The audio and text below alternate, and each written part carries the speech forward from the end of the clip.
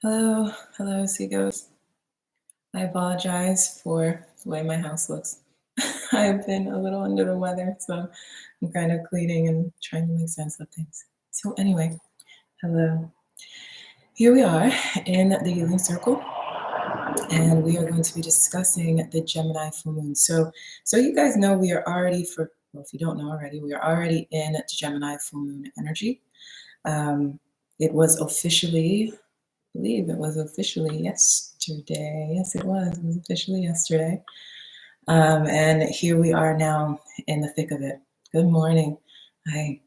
So here we are in the thick of it. And the thing about this energy, which is quite interesting. So the Sagittarius new moon, I've been experimenting. Okay. So I know I normally do these ones in a bigger video, but then I wanted to try to see if I could implement my old style in the lives. So we're going to revisit the Sagittarius new moon that happened at the beginning of the month. Good morning. The Sagittarius new moon that happened, and then how it is kind of intersecting here with the Gemini full moon. So the Sagittarius full moon, it was interesting for Capricorn because it was awakening your subconscious. So all of the things that were buried inside of the mind, anything that was standing in your way in terms of mostly related to your personal power because of what's going on with Leo being in Mars, and the energy tied to the Mars energy with Leo now, and how it's preparing us for the Mars transit happening in Cancer, which is going to be a pretty long transit. And obviously when it transits into Cancer, it's still going to be in retrograde. And so these two things, and that's next year. So these two things are doing an interesting dance. And what they are asking for you to do is to transform. Okay. And the kind of transformation that it's asking of you is your relationship to you and other people, which is usual, yes, for the Cancer Mars, because obviously Cancer is your 7th house, which is, contracts, marriages, love on a more surface level versus the 8th house is love on a deeper level, your shadows, and Leo is your 8th house. But the Leo energy is asking you to look at your personal empowerment. Right. So since Leo has been in Mars, it's been a conversation of who empowers you, who disempowers you, where do you find your personal empowerment in your relationships, and who has made you feel, let's say, weak or hurt or triggered or something along those lines, especially when we looked at bringing it back now, rooting it back to Sagittarius season and the Sagittarius new moon. All of this in combination could have unearthed old memories and old concepts around disempowerment. So Sagittarius energy can represent philosophies, beliefs, cultural things, whatever has made you feel tied or bound, especially if you have Sagittarius in your North Node, for example. It could have been feeling disempowered by your cultural environment, disempowered by your country of origin or your culture of origin, or belief system of origin, different things like that. But this Sagittarius energy brought you into your subconscious and was asking you to renew your old belief systems tied to the way in which you feel empowerment within yourself. Whether it is, again, disempowerment, owning disempowerment even when you don't have to, or owning empowerment, which is better than disempowerment.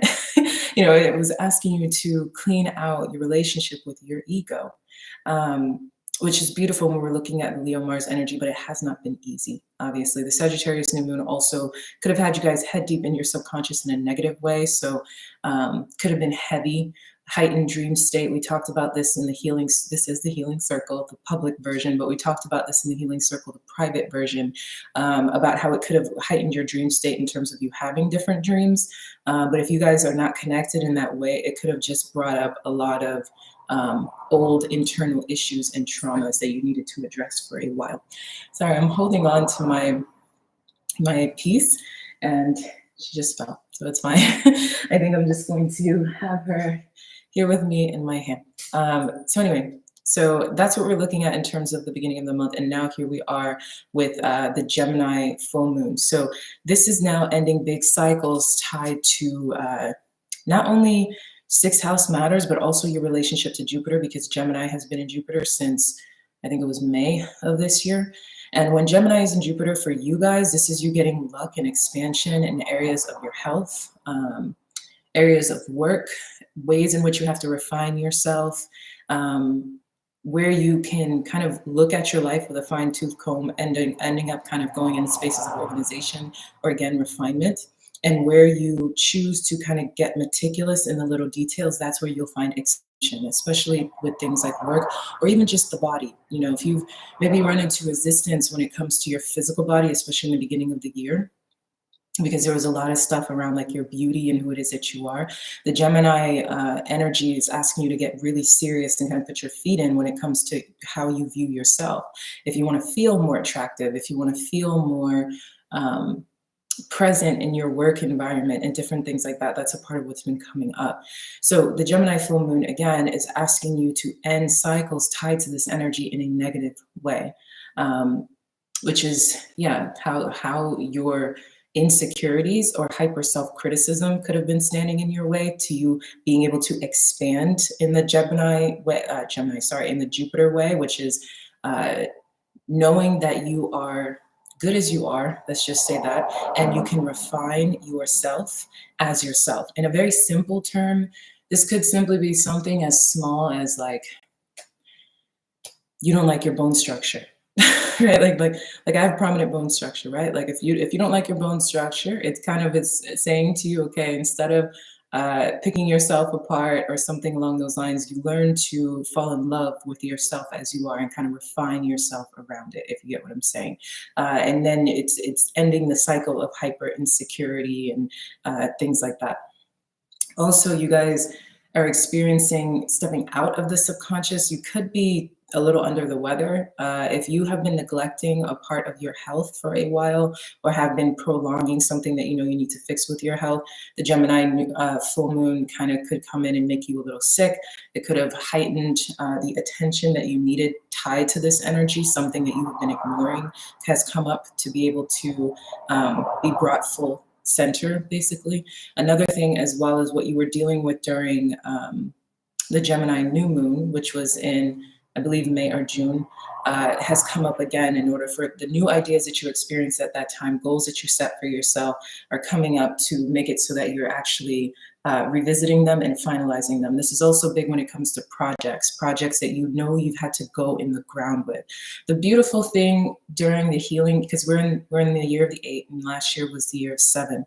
The beautiful thing about this year and the first half of it, as it was the year of karma, it wasn't easy per se, but it did bring about an ability to, with Taurus being in Jupiter and all of the 5th house activation that was going on for you, it kind of gave you guys a good ability to kind of experience a lot of luck. Luck tied to 2nd house matters. So it could have been luck in money, could have been luck in work. Could have felt like you didn't have to really grind as much in order to get what it is that you want, or where you were getting easier returns on investments, versus when that Jupiter shift happened in Gemini, things could have slowed down for you, or you had to get very straightforward. Hi, everyone. Hello. You had to get straightforward about what it is that you were serious about, like what it is that you need to do with your work in order to make it so that your work gets better, in order to make it so that it really is more far reaching. Things aren't so lucky in the way that they were. And it's not in a bad way. It's just asking you again to really get in, you know, you can't just kind of, I don't like the word can't, you know, I don't like that word, but in this case, it's more like, let's just not say can't, let's say the energy is shifted and asks you to really get into the little details in order to really see yourself grow. And it's always working in your favor, because where things can be a little bit easier, sometimes you're not really pushing the envelope with what it is that you could produce or how refined your work can actually be, you know? In this case, it's like going to the Virgo energy of the little details and kind of the perfectionism in order to really see growth that increases both your status as well as your financial footprint. So that's some of the work when it comes to this energy, I would say, and kind of clearing up what has gone on since May and June, with us finishing the year as we're here in the finalization of the 8th year, the year of karma, as we go into the year of 9, which is really exciting, mainly because the 9 year is the end of an entire era. But I will get into that in the 9 video. Not right now. I'm going to pull for us and see where things are. Yeah, and after this, you guys can tell me how you feel about this format. I think, I don't know, I like it. Doing it in live form versus the moon. But I maybe in the future, I think I'm just going to do both. But nonetheless. And so let's get a little bit of a reading in terms of what it is that we need. I'm going to go into the shadow here. And dive some more into the refinement. So what have we got looking at when it comes to subjects? The Four of Cups in reverse found us. Okay, so stepping out of the space of apathy. Good morning. Stepping out of a space of apathy.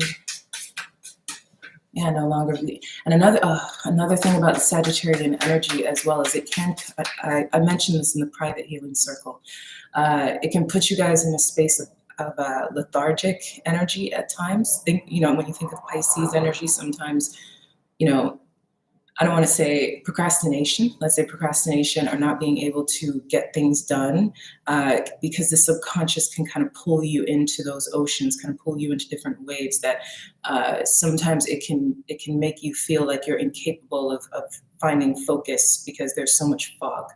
Okay, so that was something that also came up during the new moon. The positive of it, like I said, was a heightened dream state, and ability to really delve into the dreams that you wanted to have for yourself. The shadow obviously was old belief systems, old traumas, different things like that finding you. But the good thing is now that we're looking at transitioning into Capricorn season and this Gemini full moon, we're going to get a lot more energy back, a lot more personal power back, which is nice, and progressive. Keep in mind, we're still in a Chiron and Aries retrograde, which is also going to end at the end of this month. So let's get some subjects. What do we need to know?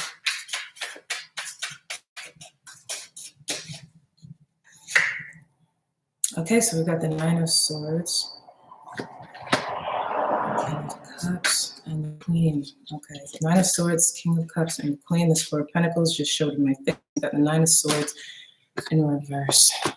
So let's see the shadow. Okay, so it's interesting because we keep talking about the subconscious. So, okay, all right. So as we're still sitting here, we're on the opposite end because we're here in Gemini versus Sagittarius, but still there's a lot going on in terms of worry, fear, and the mind, right? So things that you are scared of, a nightmare that seems to be following you.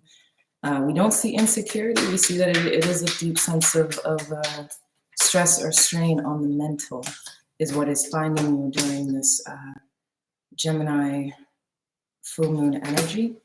And this feels like whatever it is that is straining you mentally is something that you've been needing to address for a long time, more than likely. Something, we see Nine Swords, right? It's like something that has been weighing on you. The Star is what came, okay. So the Star is what fell, what it is that you need to heal. Okay, what is it that you need to heal? And it's been weighing on you for some time. And then we have the King of Cups and the Queen of Cups. King of Cups is like emotional control. Queen of Cups is nurturing. You've got the couple here. So there's a lot tied to your emotions. You've been it's like needing to understand your emotions, nurture your emotions. What are you not saying? What are you not doing in that sense? Yeah, the moon. Knight of Pentacles. There. Okay, so we've got some institutional stuff going on, and we've got the Hangman. All right, so I'll show you guys these. So here we have the Nine of Swords. That's here. The Nine of Swords that I was telling you about, the King of Cups, the Queen of Cups, and the Moon. So in terms of the subject, we've got this dance around what is it that is scaring you? What is it that is in your head causing worry and stress and strain? I'm sorry for the noise, stress and strain. And then here you are allowing yourself to kind of practice emotional navigation, keeping emotional control, emotional contentment, kind of nurturing yourself in that way. But you're sitting again in this deep space of like what you fear, right? But you're dealing with it in a way that is emotionally well, nurturing the self, being kinder to the self, which is nice, but also kind of keeping so much to yourself, or kind of could even be like repressing the self in a way. All because of what's going on with what it is that you have been thinking about or fearing. Next to that, we see the Knight of Pentacles, which is a slow-moving knight. We've got the Hierophant here, and then the Hangman. It's like something that feels bigger than you. Something that feels bigger than you. In the private healing circle, we've been talking about this, like something that feels like maybe it's something you've been moving slowly on, something you've been dragging your feet on, but it's tied to this Hierophant energy. So power being in someone else's hands, you know, the Hierophant contracts, could be legal matters, could be, again, things that feel like they're on the other side, things that feel like you have to step out of your own self. Like these, whatever it is that is weighing on your mind is something that actually is a practical problem that you are emotionally dealing with it the best way in which you can, in that sense. We also have the Knight of Swords come out in reverse with the Four of Pentacles. So you're keeping a lot to yourself. You're keeping a lot to yourself and you're trying to self-preserve. In the shadow, we've got the Eight of Swords in reverse with awaken in reverse. So the fear, because this is the Eight of, I said the Eight of Swords, sorry, the Eight of, the Eight of, because these are like machetes, but in this, machetes, sorry, they are machetes. And in this deck, they are, I don't remember the name in which they are called, but it's associated and attributed with the Eight of Swords, okay? I think they're called lasses, because normally you can't call them lasses, but anyway, so the Eight of Swords in reverse with awaken in reverse. So the fear that's going on here is that what is going on in your mind or what you are worried about is not just self-imposed. You're scared of the fact that what it is that is happening on the outside or feels out of your control is not something that's just in your head. It's an interesting fear because, you know, when we look at the Nine of Swords, it is the last end before the big break of the Ten of Swords, right? It's that great release. It's almost like you don't want to get to that place because you're scared that it's almost like as if what it is that is worrying you or bothering you can have another solution, or it doesn't have to be as bad as you think it is. But the fear is that it's worse than you think that it is. It's a bigger issue than you might think, or it's going to have a worse result or something along those lines. And then when we see the Hangman, it's like, again, almost like something is out of your control.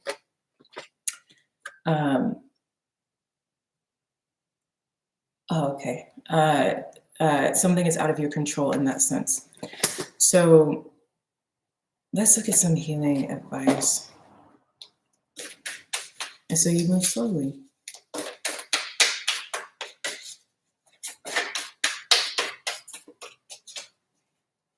It's almost like a stagnancy, like, oh, I could, but I'm not going to do that. But again, this is the subject, so we haven't even gotten to the advice yet or what. All right, what are we looking at in terms of your healing points? Healing points. Alpha, okay. 7 blessings of Eve, sacred scar. And I'm actually going to do something a little bit different, where I'm going to make a poll on love and career matters as well, to see if we can just kind of get some minimal answers for all 3 subjects. Did not know.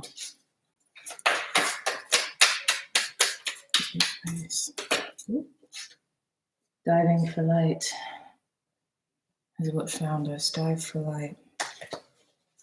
Dive for light. You don't have to be worried here. There is no fear here.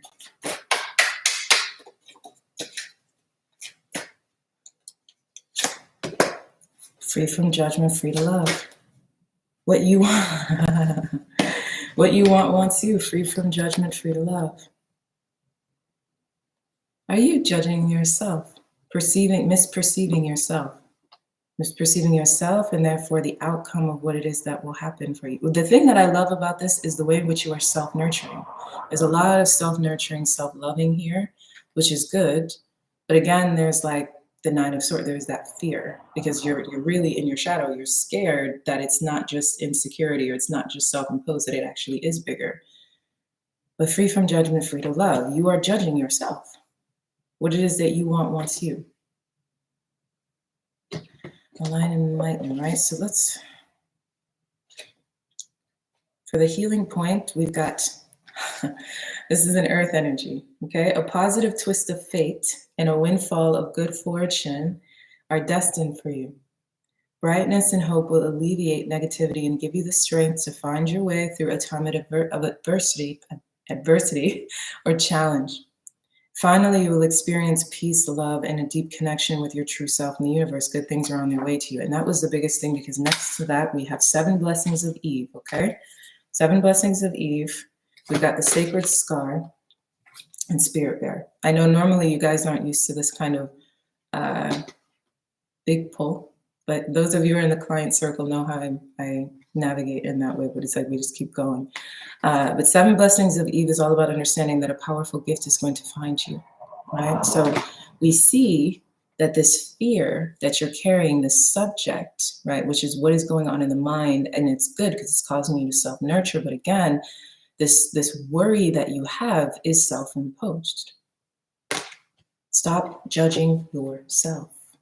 Stop judging yourself. What it is that you desire desires you. There's a positive twist of fate. There's a positive twist of fate.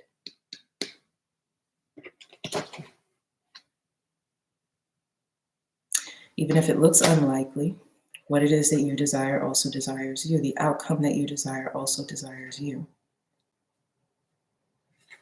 It doesn't take away the validation of what it is that is worrying you, but it's just understanding that. All right, so 7 blessings of Eve is also earth. What I love about the fact that we have 2 earth energies for me here is this is a practical solution, okay? We're looking at practical, reality-based elevations of the way you are experiencing your current issues, right? These are not things where you need, when it's earth, it's not something that says you need to change your mind, right? The way that I break up the elements is air is the mind, something that you need to get out of your own misaligned sense of clarity. Water is the way in which you need to ease through your emotions. Fire, a lot of the time, is action that you need to take. That's how I attribute fire, birth through fire in that way. But when it's earth, it's always an indication that there's a practical and physical manifestation of what it is that you desire. And usually it's something being given to you. It's something that will show up in the physical, right? Practical. So a spiritual gift shall enter your heart and manifest as a blessing in your life. You have innate talents and abilities which will support your soul into full glorious manifestation. The biggest thing about this is understanding who it is that you are, right? Whatever it is that you fear, that you are nurturing yourself through and kind of dragging your feet in order to kind of address it or face it, it's you needing to understand that a positive twist of fate works in your favor because you're kind of special in your own right in that sense. As ideal as it sounds, there's an ability that you have in order to get you to the other side of whatever the conflict may be. Like I said, we're going to go into love and career, and we're going to ground this more, but this is obviously on the personal, right? What's happening on the personal manifestation and the external. You have been blessed with a beautiful divine destiny to fulfill.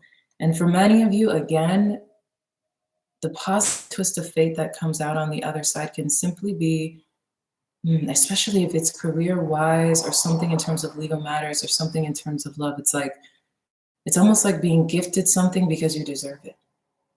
Because you deserve it. And the people themselves, this Hierophant energy, knows that. You have a natural healing ability. You have a natural healing ability. Choose your thoughts and words so that they reflect that which you truly wish to put into the world, because your influence is greater and far reaching than you realize. That's like the biggest thing that I'm getting from this energy. It's like your influence is greater than you realize.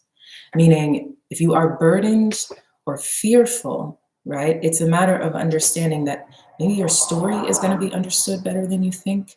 Maybe the other person is going to understand you better than you think. You have, the Leo Mars transit. It's like you have more power than you think that you do. You have more power than you think that you do here. And what it is that you desires you and isn't judging you as much as you think it is. Next to that, I said we had sacred scar and spirit bear. Both of this one is earth and this is fire. So this is the only fire that we have here. Sacred scar is all about understanding how to turn your wounds into wisdom. Oftentimes I can look at it like my Nine of Wands energy, my wounded warrior energy. Because it's understanding that the things that you have been through, that scar that you hold, is actually the thing that awakens you and evolves you, right? The cost of wisdom comes with opposition. That you cannot be wise without opposition. It's what grows you, it enhances you, right? There may be something about your story or your experience that is understood. And spirit bear is also understanding how to release yourself from guilt and fear. That there is progress and progression here, so much earth. And then the one fire card is understanding that Nine of Wands energy, the Chiron, the wounded warrior. Like it's been a long road, but there is progression. So let's get, what is it you wants you? I'm just gonna pull one. I'm gonna try to just pull one on love and one on career. So we can see if we can get some advice outside of just this personal experience.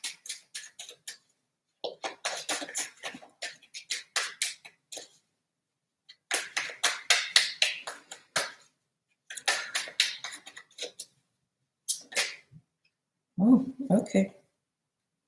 This flipped over. All right, we've got two for love. That's all right. What yelled at us was the chaser, and what was chosen was engagement. Okay.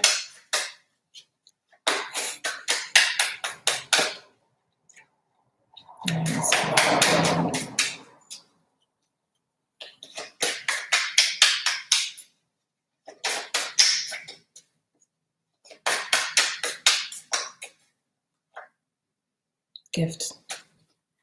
Here we are again when it comes to this gift energy. Okay, so when we look at career, when we look at love, we have chaser, right? The person who's afraid of abandonment, the person who has abandonment issues, afraid of all of the things tied to being rejected in relationships, chasing someone, codependency.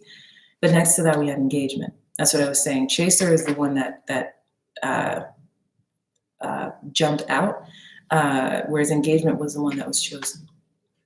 So this is a very clear story to me, especially when we're looking at free from judgment, free to love. For those of you that are dealing with a very strong commitment conversation when it comes to the Hierophant, you are afraid, which is where all of this shadow energy comes in, that you are going to be abandoned, unchosen, undesired by that who you desire the most. All right, that you will not get this commitment that you really want. Clearly, we're looking at a situation that is more rooted in practical commitment than it is just love, for those of you who are dealing with this. But it's also a matter of, here we are on the other side, understanding that there is some kind of union and connection that is coming in.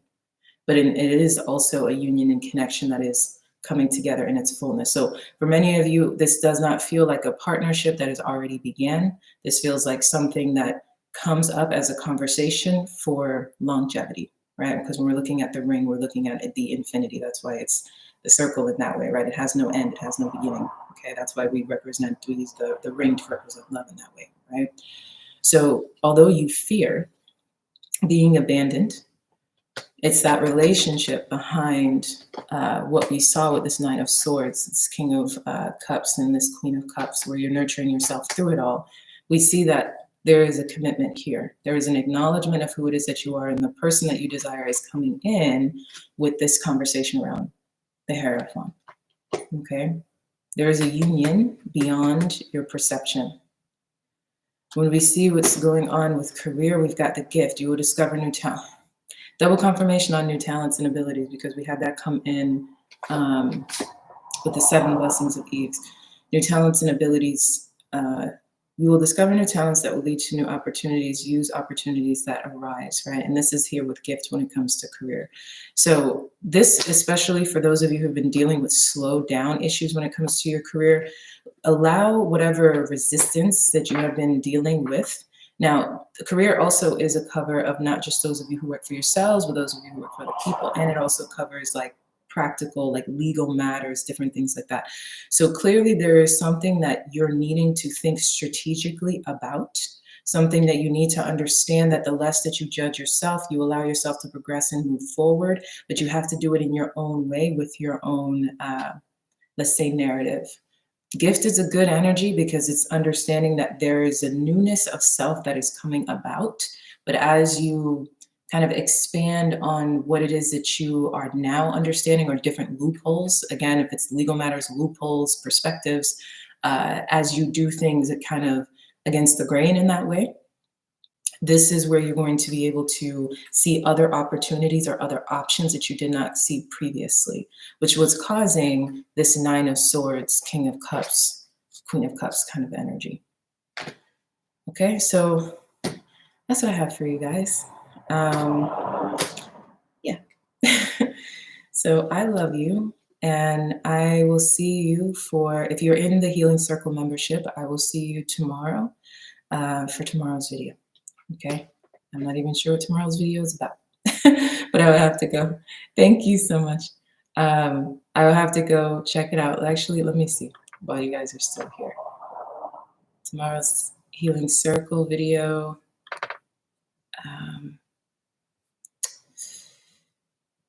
Things clearing up. Okay, so tomorrow's Healing Circle video is a reading, and it is about the air becoming cleaner, the air becoming clear, which is nice, that transitional energy. All right, so I love you.